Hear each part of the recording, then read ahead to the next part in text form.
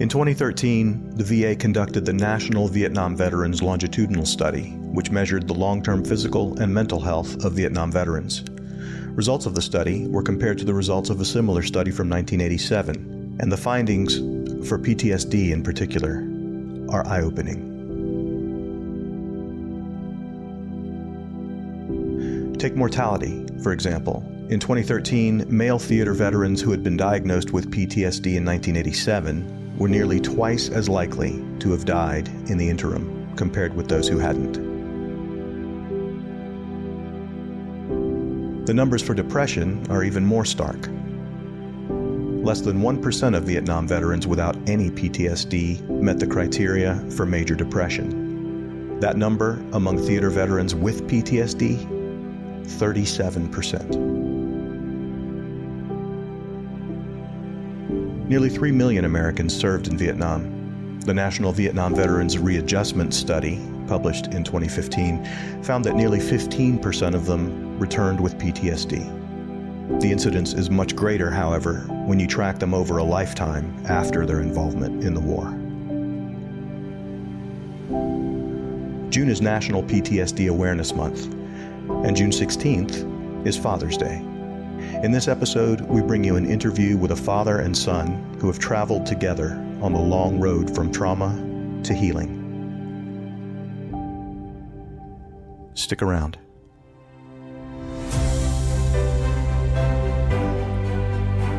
From the Vietnam Veterans Memorial Fund, founders of The Wall, this is Echoes of the Vietnam War. I'm your host, Michael Crone, bringing you stories of service, sacrifice, and healing from people who still feel the impact of that conflict more than 50 years later.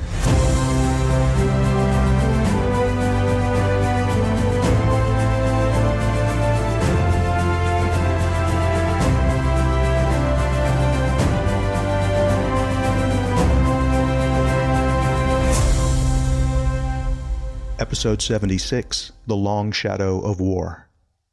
Right after this. Hi, I'm Anne Margaret. I went to Vietnam to entertain the troops in 1966 and 1968. My guys, my gentlemen, if you lived through the Vietnam War era, you know the impact that the war had. But today, we are in danger of history being lost. Current generations know very little about the war or the people who served. As more of our Vietnam vets pass away each day, their stories are being lost to history. Together, we can change that. The Vietnam Veterans Memorial Fund is the organization that built the wall. It works to ensure that future generations will understand the war's impact. Let's help keep the promise that the wall was built on. Never forget. Visit vvmf.org to find out how you can get involved. Just a quick heads up, this episode does contain a couple of F-bombs. Please take whatever precautions you feel are necessary. Yeah, I'm Carl Shakatano. I live in Portland, Oregon. Carl is a writer and illustrator and the author of a brand new graphic memoir called The Heart That Fed, A Father, a Son, and the Long Shadow of War. Primarily, it's the story of my father, who's a Vietnam veteran. It's about his coming to terms with PTSD, but also the effect that journey had on our relationship as father and son. What made you decide that you wanted to do this? And then what was it like to take it from conception to finished product? Well, I grew up hearing stories about the war in sort of varying capacities, basically my whole life. So when I was young, I knew about my father's time in Vietnam to a certain extent. I mean, he censored a lot of it. But as I grew older and as I pieced more and more of it together and he became more and more open about his own experience, there's this dramatic story of a guy who was sent there as an Air Force mechanic, survives the Tet Offensive, comes back, and then returns home and is sent back to Vietnam, only to then participate in the harrowing evacuation in 1975. That's an important point to remember as this interview unfolds. Carl's father, David, spent 18 months, which included the Tet Offensive, in Vietnam as an Air Force mechanic, and was sent back to Vietnam as a member of the Foreign Service just in time for the fall of Saigon and the mass evacuation of March 1975. So that was the initial thought, was just maybe I could tell this story somehow. As the years went on and as I became more serious about actually sitting down and writing the book and beginning to try and pitch it and get it sold and that sort of thing, I realized there was an important part for me in it too, as a way of showing and illustrating literally what my father's journey was after the war and the lasting effects that the war had on him, and the way that war and trauma can sort of seep out of someone and into families and friendships, and the way it permeates lives around it. And I think there's a real universality to that. I don't think that's a Vietnam experience. That was always a strand that I was curious to kind of keep tugging on. When Carl approached his father about the project, David's reaction was mixed.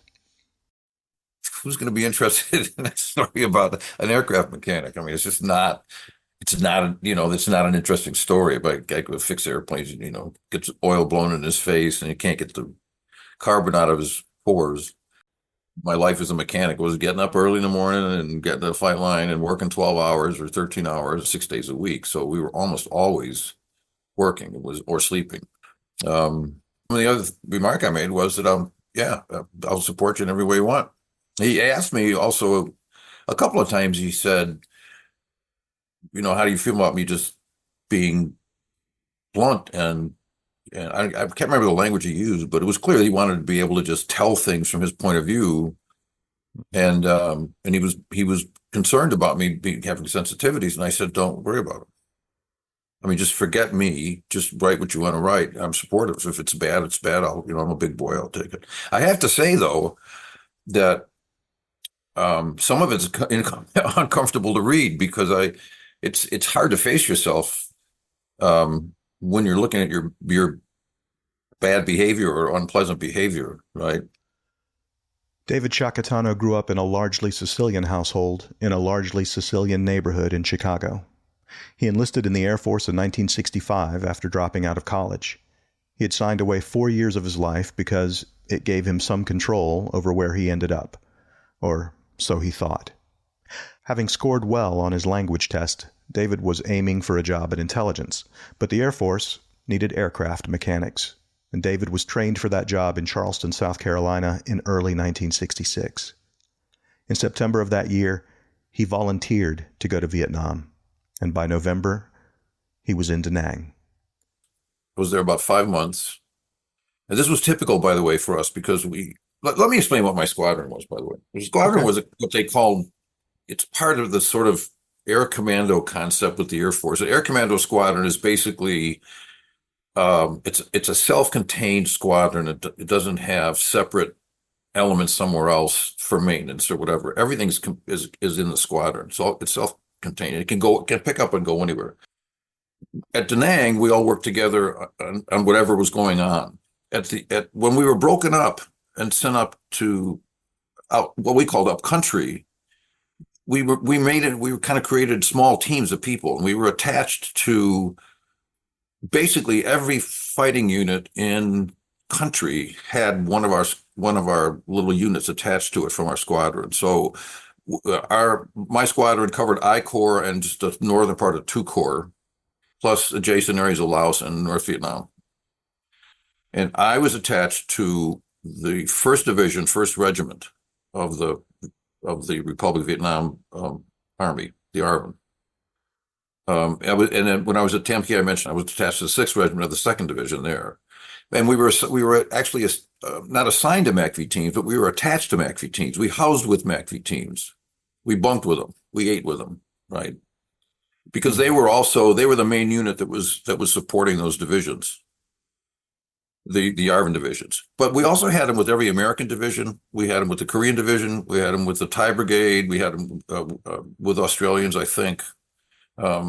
So this type of squadron really supported everybody in the whole country and stuff. So the reason I was in these little places like this and with these small teams was because we had to operate that way. They were basically, for us, those were forward operating bases for us. So 5 months at Da Nang was really to get your feet wet and understand how it all worked. And then the rest of your tour, you went up country. Well, I went up to Tam Kee to be there for 4 months, and then I was transferred to Quang Tri because they were really short of people. So that became my permanent assignment at Quang Tri. And then I extended 6 months. So I was at Da Nang 5 months, 1 month at Tam Kee, and then 13 months assigned to Quang Tri. 1 month of that was a free 30-day leave, which I took to Europe. So I was basically in country about 18 months. On the surface of it, it looks like a pretty unremarkable tour, Ordinary, right? extremely ordinary. That's right. But the myth of that experience, the myth of the rear echelon motherfucker, is that you don't come home with any trauma. And the thing I love about this book and about the story is that it kind of blows that myth up, right? I mean, you were not a combat infantry soldier. No, not even close. But you still experienced being shelled. You still experienced seeing death. You still experienced fearing for your life and fighting for your life. There are some Vietnam veterans who are very disdainful of rear echelon support people. I'm certainly not what anybody would think of as a combat veteran, even though I experienced combat, right?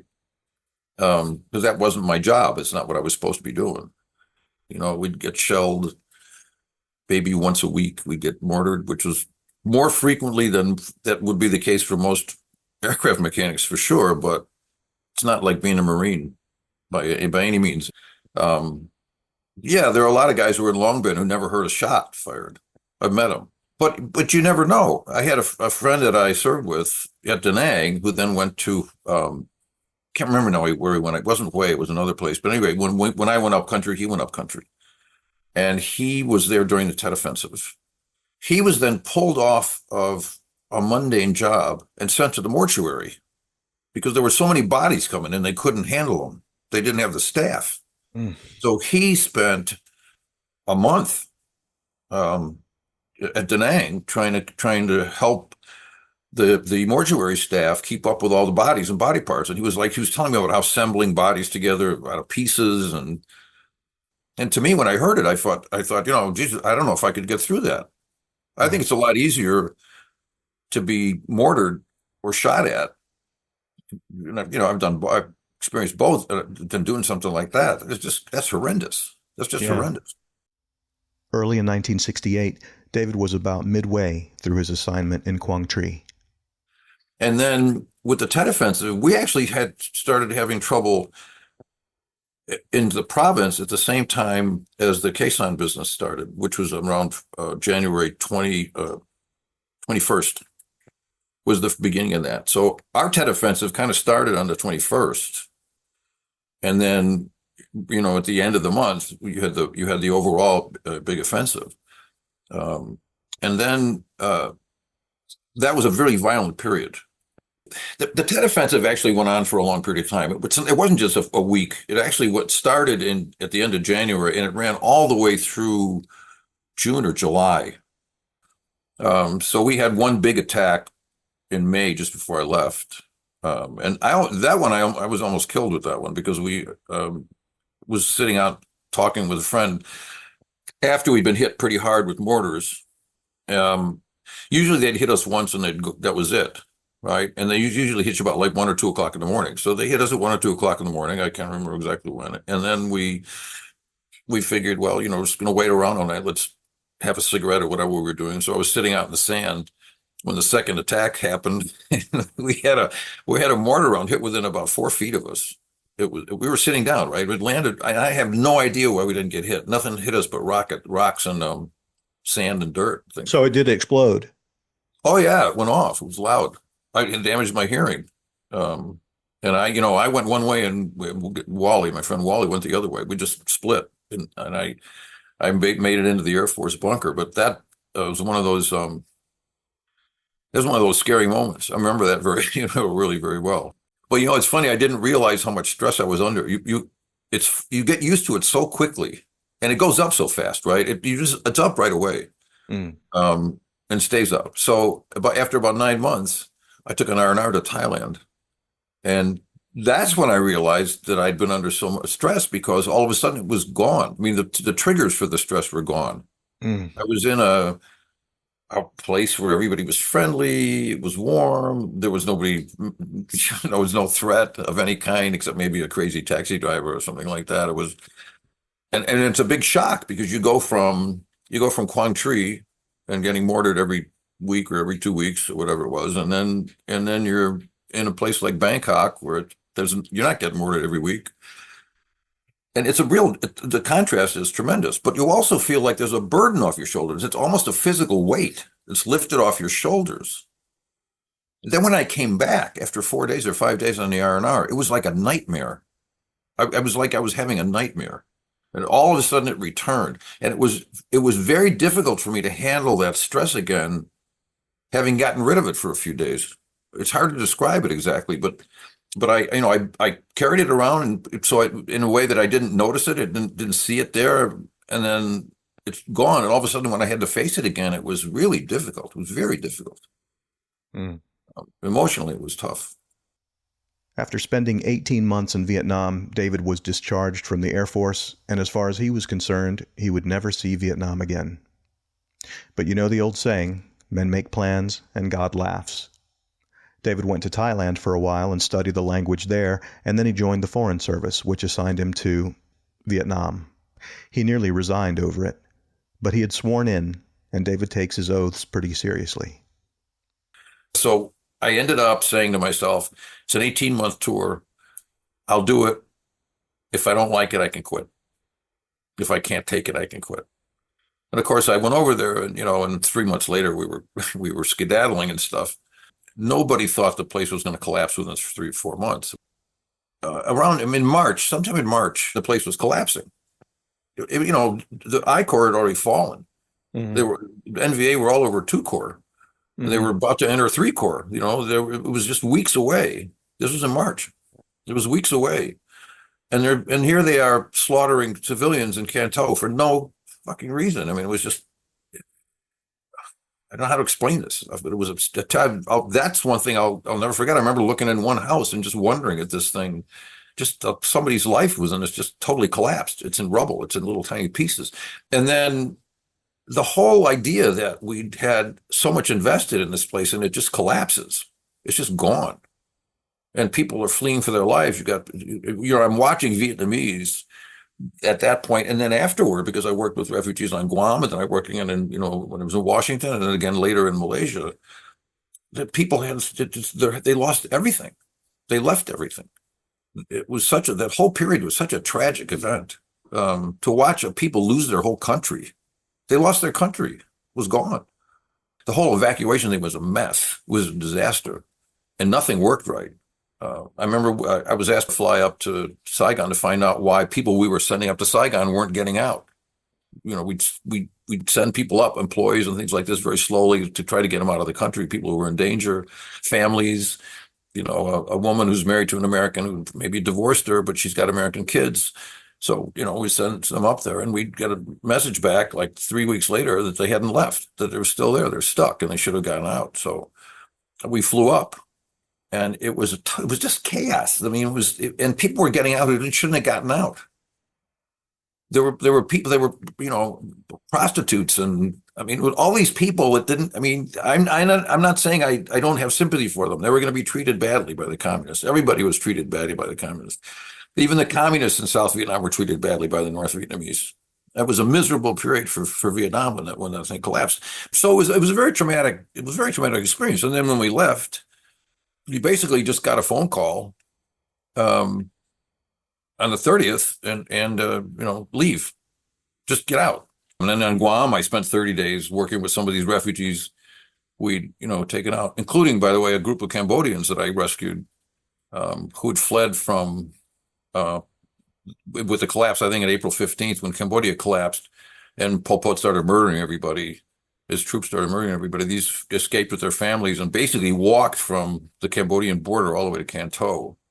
And then were threatened with deportation back to Cambodia because they weren't Vietnamese. I mean, it was a crazy. I actually had to intervene with Americans to say you can't send these guys back. I know it sounds crazy, but I had to sort of get in people's faces that I shouldn't have gotten in our faces about, because I said you can't do that. These people have to come out. We have to take them out with us. We have an obligation to them. They're allies. You can't, just because they're Cambodians doesn't mean you don't have an obligation. We're not just here to help Vietnamese. We're here to help everybody. Right. And then when they got to Guam, I didn't realize this, but I was walking down the sidewalk one day, and I heard this guy started yelling at me and waving, and it was one of these Vietnamese fellows. I mean, a Cambodian fellows. And he said, Mr. David, Mr. David. I went over to say, hi, how are you doing? Kind of a smiley face. It was nice to see him again. He said, they're sending us back to Cambodia. So the army didn't understand ethnicities and cultures and stuff at all. I mean, it was like the war had never happened, because none of these were Vietnam veterans. The army guys running the camp were not Vietnam veterans. The soldiers who were there were all post-war guys, right? Yeah. They didn't know Cambodian from a Frenchman. So, and they didn't know where Cambodia was on a map. It was really peculiar. So they had them all roped off in a section, and they were going to be deported with some Koreans and Filipinos that had tried to sneak in. They were sneak out of the, into the U.S. via that route. So I had to intervene again, and go deal with some army officers and say, you can't do that. You can't put these guys, can't put them back in. Yeah, so the whole thing was traumatic. I mean, this went on and on and on for me. And then I had, working with refugees and interviewing refugees in camps and listening to their stories, including some Cambodians that I had to interview who told the most god awful stories you can imagine that they had to tell. That you had to get down on paper. You had to interview them about everything that happened to them, and so we can make decisions on where they would go, where to settle them and stuff. It was I'm talking too much about it, but I kept living this kind of over and over again. I never could get away from Vietnam. It just followed me everywhere. After a short break, David finally confronts the long shadow of his experiences in Vietnam. Stick around.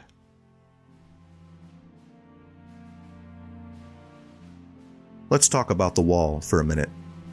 It is widely considered to be the memorial that changed memorials forever. Its design invites a level of engagement, of introspection, of reverence that no fountain, no statue of a cannon or a man on a horse could ever match. The volunteers who work there often talk about wall magic, that unexpected, often spiritual connection or discovery that happens when you visit the Vietnam Veterans Memorial. It's one of the reasons why the wall's design has inspired so many other memorials around the world. Of course, there is one little problem with the wall's design. 140 panels of polished black granite aren't exactly portable. So, unless you can get yourself to Washington, D.C., how are you supposed to experience wall magic for yourself? Well, guess what? We already thought of that. In 1996, VVMF unveiled an exact replica of the wall that could be packed into an 18-wheeler and hauled to cities and towns all across America. Since then, the wall that heals has been displayed in nearly 700 communities throughout the nation, spreading the healing legacy of the Vietnam Veterans Memorial to millions of visitors. Sure, there are other versions of the wall that travel around the country, but the wall that heals is the only one that is an exact replica of the one in Washington, created and maintained by the same organization that built the wall in the first place. And not only that, the wall that heals is accompanied and curated by VVMF employees who work with host communities to ensure that the experience is as close as possible to the real thing. And that includes wall magic. But you don't have to take my word for it. You can check out episode 15 of this podcast to learn what happens to people's hearts when this traveling exhibit rolls into a real-life American community. The Wall That Heals and the Mobile Education Center that travels with it will be in Russellville, Kentucky, June 6 through 9, and Asheboro, North Carolina, June 20 to 23. To see the rest of this year's tour schedule and to learn how you can bring the Wall That Heals to your town, visit vvmf.org.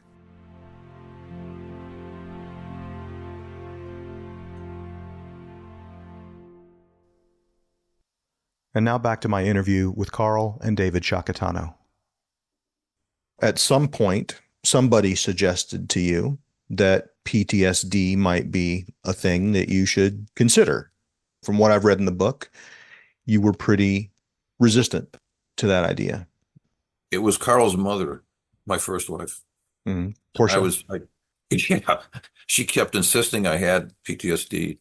Even though PTSD was not even well known then, I don't even know where she even heard about it. But she insisted that I had serious problems, and the term was just becoming sort of in the public domain. Mm-hmm. And of course, I was offended. I guess I really got upset when she'd say that, because I didn't believe it possible. And one of the reasons for that is, though, and I think a lot of veterans do this, is you learn to compartmentalize things pretty quickly, or you can't function. So when some shocking event happens, you still got to go to bed that night and get up in the morning and go to work, right? You've got to get up, whatever you're going to do, you have to do it. So you have to put everything in a little box. And when you've got it all boxed up and put away, it's not your conscience anymore. It's not right in front of you. So you don't feel the effect of it in any conscious way. PTSD is an unconscious thing. Mm. It pokes its head up in funny ways. You have a flashback and sweats, or you have bad dreams. I mean, I had the same bad dream every night for years. And she was there for that. Well, yeah, she noticed that stuff, but you don't make the connections, right? You have these dreams, and I've said this to Carl. I mean, after a while, it's like an old friend. You know, when you go to sleep at night, no matter what time you do it, you're going to have that same bad dream, because I had it every night. And so it's part of it becomes the norm. It's not even troublesome. You don't dread it. In the beginning, you're dreading it because you don't want to have that dream again. Then after a while, you don't dread it anymore because it's there. I know this sounds kind of goofy, but when you're doing that with your life, when you're putting everything in little boxes, you don't see yourself as being sort of unsuccessful at it. You're saying, well, I've gotten myself organized. I'm okay with this. Yeah. And yet your words, she kept insisting. So what do you think was the basis for her insistence? I really don't know. I mean, we had a complicated relationship, and we both have strong personalities. I'm not sure where she got the idea, to tell you the truth. When we decided to get counseling the first time, she dragged me off to a psychologist in New York who was a very early proponent of Vietnam veterans having a particular problem with traumatic experiences, a sort of a different reaction than other people.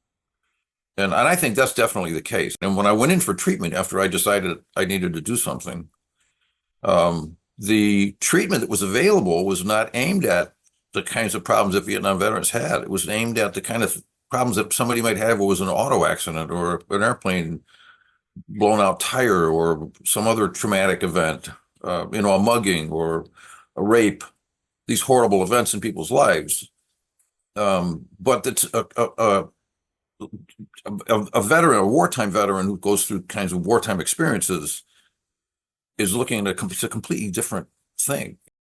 Every time I went down to Da Nang, without exception, every single visit I made down there, the place was rocketed. It was odd. It was peculiar. Even on the last day when I traveled, I was on my way to Thailand. I got to Da Nang. We were rocketed overnight. I left Da Nang, went down to Saigon. At Saigon, the airport was mortared when I was sleeping on a bench in the room. It's like I could never get away from this stuff. The North Vietnamese presence was enormous. They had lots of heavy artillery and things like this, and it was a very stressful period. Carl, I asked your father, why does he think that your mother kept insisting that he should look into this thing? And he says he doesn't really know, but I'm wondering if you can share some experiences from your perspective growing up with your father, whether you have maybe an answer to that question or a perspective on it. Yeah, I mean, there were just, a lot of this is hindsight, by the way, because I think in the same way, to a certain extent that he's talking about, you get used to things. You grow up in an environment, and this is the way people respond to certain things, and you just think that's how people respond to certain things. And in fairness, you know, the rest of our family, we tend to be we can have some fiery, sometimes opinionated personalities and things. And so you can kind of excuse it as that. But there were things, I mean, this is in the book, and I think driving was a very quick, sure agitator for my father. So getting in the car, someone, you know, another driver being aggressive, cutting him off or something like that, whatever, was almost daily occurrence that would send him into not, I wouldn't say, you know, not a blind rage or something, but he would get really, really angry. I mean, screaming and cursing and stuff. And, you know, words that I was probably too young to really be around, and that was uncomfortable for me. I mean, I knew that I didn't like being around it. It's sort of like, it wasn't directed at me, but it's sort of like being near like a really hot oven or something. Like you kind of feel it on you a little bit, and it's uncomfortable to be around, you know. And it could just sort of burst out. It wasn't there wasn't like a gradual ramp, and so you're trying to sort of navigate these things in your house where, you know, what's going to set someone, what are these triggers that you're these sort of invisible triggers in your home.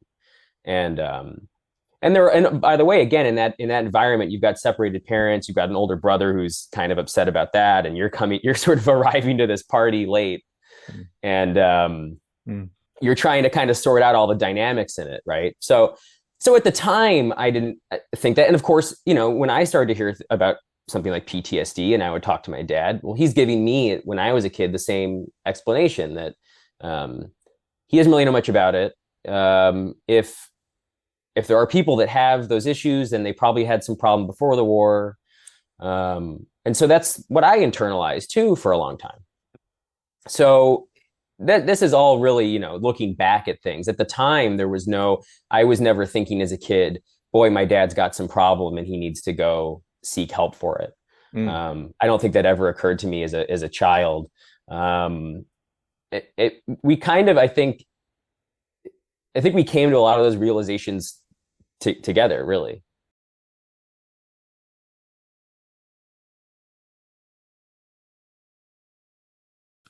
The Sicilians have a reputation anyway, whether it's deserved or not, for being very demonstrative, right? Like you don't usually have to wonder how a Sicilian is feeling, you know, No, right? no. I mean, they're very expressive, Right. right? And so, you know, that kind of expressiveness tends to show up anytime emotions are heightened. You know, when you're in love, it's gigantic. When you're Right. feeling joy, it's Right. gigantic. Yeah, And everything's when you're overstated. when you're feeling angry, it's gigantic. And so I wonder if that made it harder for you or your loved ones to pin down, you know, any of that being the result of trauma. Maybe, you know what I mean? It was just You're right easy on the money. No, to you're right on write the that money. off as being, oh, well, he's Sicilian. Yeah, you're right on the money. I wrote that off myself that way. I did it to myself. I said, oh, that's just my background. That's the way I am. It's the way we are. We're all like that, you know, just it's Italian, whatever. But it isn't really. Mm-hmm. The Italians are excitable. Mm-hmm. It's part of the culture, but they're not angry all the time. Right. And the problem I had was what I think all Vietnam vets have to some degree, even the ones that long been, is your stress level goes up to a very high level and stays there for your tour, except for little blips that are higher. It doesn't go down though; it goes up. So you kind of reach some kind of steady state of stress, but then it has these little teeth on it. Some people have like a lot of them. An infantryman would have a whole bunch of them, and some people would have maybe one or two, but they all have that kind of high stress level. The problem with it is when you leave, it doesn't ever go down again. So right now, we're talking about Vietnam. I have the same stress level right now, just talking about this stuff. I can feel it. I can feel this, like the adrenaline is going through my body. It's like I'm there. I'm really on one of those quiet days when nothing's happening, but that's that kind of stress. And it's hard to explain that, but you never get away from that stress level. So So my reactions were definitely not Sicilian reactions, but I would hide it that way. Yeah. In the early 1980s, while the wall was being built, David was working at the State Department in Washington, D.C. Watching the wall go up and following all of the news coverage of the effort, he started thinking about the people he'd served with in Vietnam. Everybody became friends on that team. I contacted a lot of people afterwards, especially with the wall being built. It got me kind of in the mood to try to find out what happened to people and things. So I tracked on quite a few people, including officers and men, and it was a very warm reception from everybody. Mm. And I got a lot of grateful thanks from people who had not been in touch with anybody at all, because I was able to put them in touch with some of their friends, because I'd started compiling a list of, people I served with. And so there was a kind of a team spirit on the team, and then when it broke up, I think people kind of missed that. And then it helped people a lot to talk about some of these things, because they hadn't been talking to anybody about it. A group of us, small group, decided to kind of do reunion, get together. And so at one of those reunions, we decided we would write out our experiences and exchange them. So we all wrote up our military history, and we passed them around. There was a Marine officer, a Navy doctor, and an Air Force officer, one of our pilots. I was the only enlisted guy. This is before, what do you think? What the dates when I started? The wall was built before I started with the treatment on PTSD. And then this happened after I was already doing treatment, we put this little group together. Okay. And by the way, all of those guys have PTSD. The other three do. But of course, by now people will admit, at least Vietnam veterans will admit they have it. Everything's changed completely, because nobody would admit it. When I didn't admit it, nobody else did either. I wasn't the only guy in denial, right? We all were. Sure. You said at some point you sought treatment. I'm just wondering how you got from one place to the other. Well, it's kind of a backwards thing. What happened was I was going through a low period, and I decided I needed counseling. It had nothing to do with PTSD in my mind. Mm. And when was this? What decade are we talking about? 70s, 80s? This is after I'd already started going back to the VA, so it must have been 2004 or 5. Oh, wow. Okay. 2006, maybe. Somewhere in there. Wow. That's much later. Yeah, it was pretty late. I was pretty slow. Okay. And so I made an appointment, and I sat down with this kid. I couldn't have been more than about 20. I don't know if he was a medical student or what. I only got to talk to him for like 2 minutes. He said, just why don't you wait here? I've got to go get somebody. So he goes out and he gets a psychiatrist. He talked to you. So hold on. I just want to make sure I got this right. He talked to you for 2 minutes and decided that he needed reinforcements. Yes. I have no idea why. I don't know what kind of bad impression I gave this guy. I was just in there for help with my depression and stuff. I'm having trouble handling things. I'm fighting too much. I've got too many family problems. I got to do something, right, to straighten myself out. And I'll go to the VA and they'll do it for free. So then he went out, and it's a very serious looking guy. I still remember him. I don't know his name, but he's a very serious guy. He came in and sat down opposite me, and kind of stared. To give me that kind of psychiatrist stare. I don't know if you've ever seen it before, and he started talking to me, and he said, "It's about time." And that was it. I said, "What?" I never finished the interview. Not with the psychologist. I didn't. He didn't talk to me more than a few minutes. I know it's screwy. It sounds goofy, but that's how it happened. Carl, were you aware when your father began to be treated for PTSD from his experience in Vietnam? Yeah, I think I found out more about the details later on, especially during writing the book. But there was the first change that I really noticed was him getting hearing aids. So that was right around the same time, and that was him going to the VA and getting those for free. So, but also, by the way, I didn't know that veterans got free healthcare.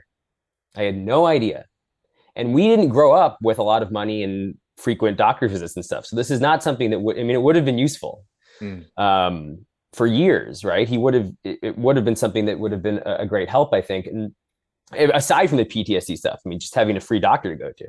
But that was a really big outward sort of physical sign that like some change. There was some change here in terms of what he was willing to admit about the war's lasting effect on him. I think to me, that was the first time where he was really willing to say, okay, the Vietnam War hurt me in some way.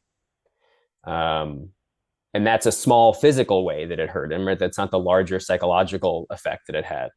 But, and that was all really about the same time. I mean, the way he's described to me previously was that they got their hooks in him. He said that before too. And so then also at that point, that's when I started to see little hints of, you know, he would have like a Vietnam veterans hat on for the first time, or a license plate frame or whatever, you know, you call those things, or a bumper sticker, things like that. There were these little sort of outward signs. And this was when I was coming, you know, it'd be like Thanksgiving or, you know, spring break or something. I'd be coming home from college. So you're not around it every day.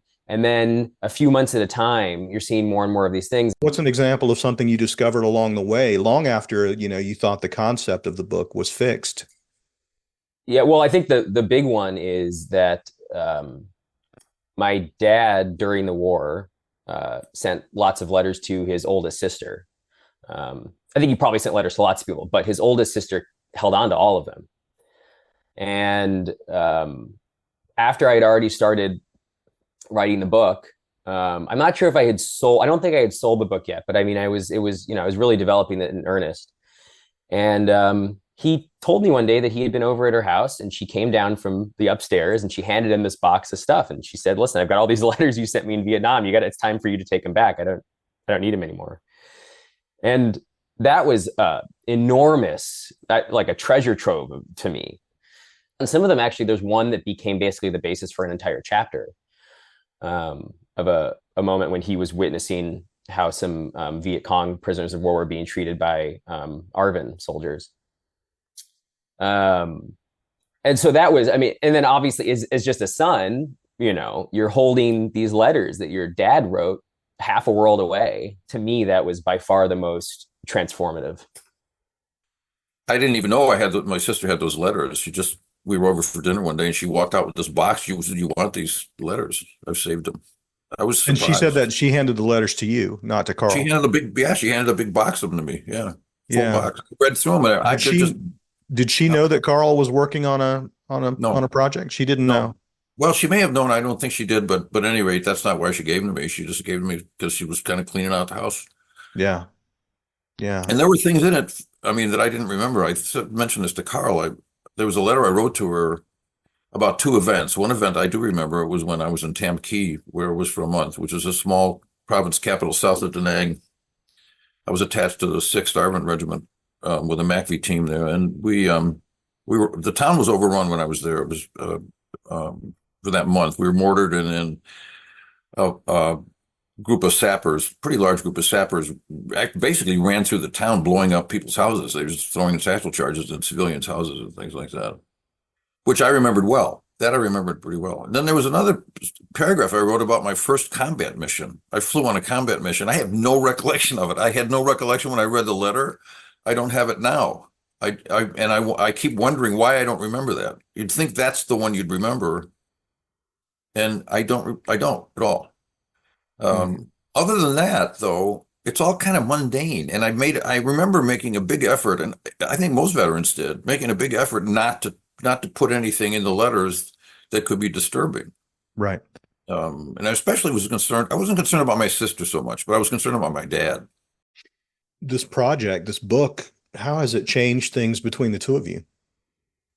I guess, from my perspective, I don't think it really changed things too much, as maybe it deepened things, if that makes sense. I mean, I've always thought of us having a pretty close, comfortable relationship, as much as it was maybe challenged by PTSD and the divorce and these other factors. Life. Yeah. Yeah. I've always thought I had a really positive, close relationship with my dad. And I've always counted myself lucky for having who's very supportive of my ambitions as an illustrator and writer and stuff, which is not something everyone always gets to have. And so I think over the course of me writing and drawing the book, I mean, we spent countless hours on the phone. my wife's a yoga instructor. She would be getting in the car at 5:30 and go teach a class and stuff. And then she'd get back 2 hours later and we'd still be on the phone talking while I'm sitting at this table right here behind me. I would be drawing a page or something and we'd be talking about something because I wanted to get the dialogue right, or I wanted to make sure that the plane I was drawing looked correct, or the rockets were in the right place or something. I think it deepened my understanding of my father's experience. It gave me a new appreciation for what he went through and for what his struggles were during it and coming out of it.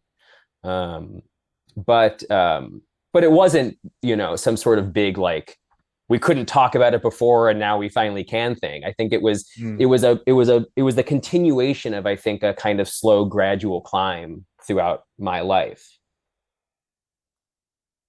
David? I'm kind of a mirror of that whole thing. I thought it did bring us together in a nice way.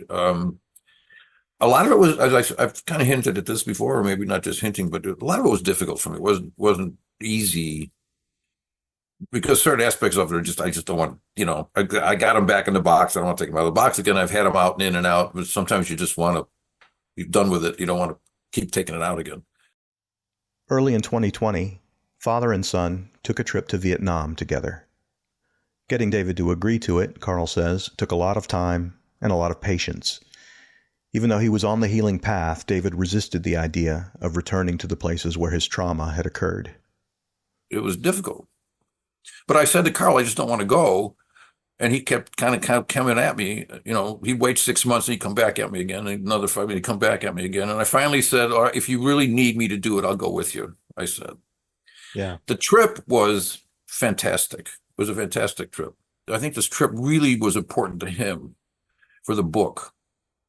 And so it was important to me, became important to me.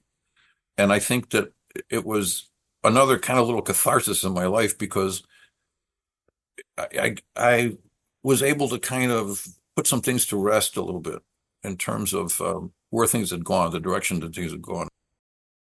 Who do you imagine reading this book, and what would you like them to do or think differently after they've read it? I hope it speaks, more broadly than just to Vietnam, to the Vietnam story. But I hope that maybe there's a veteran who, like my dad or something, who has someone younger in their life, who has a son or a nephew or a grandson or something who reads comic books, and they can give them this and say, maybe this will explain some of the things that I felt, that I haven't been able to talk to you directly about, or that I can't bring myself to say so openly. But maybe this kind of covers it. And maybe it's a form that you recognize and you've kind of grown up reading, and, in terms of comic books and sequential storytelling and stuff that you can understand. Yeah. So I was never interested in relitigating the war. The book isn't about that. The book is about a guy's experience in war and what that did to him. It's, in some ways it's a tribute, I think. But in other ways, it's a real hard look at the lasting effects of these kinds of things.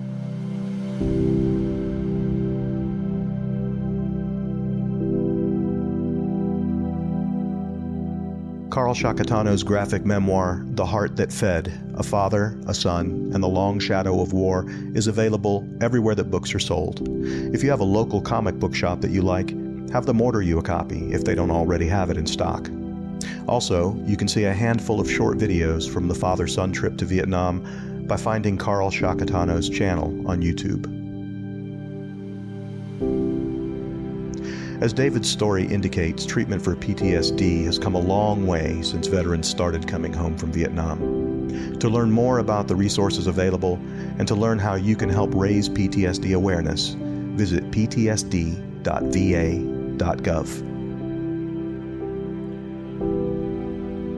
VVMF will host its own event for PTSD Awareness Day on June 27th at the Wall. Join us as we bring light to the continuing dark toll of the war by sponsoring a candle for the event. Learn more at vvmf.org/PTSD-awareness. That's vvmf.org/PTSD-awareness. www.ccc.org/PTSD-awareness.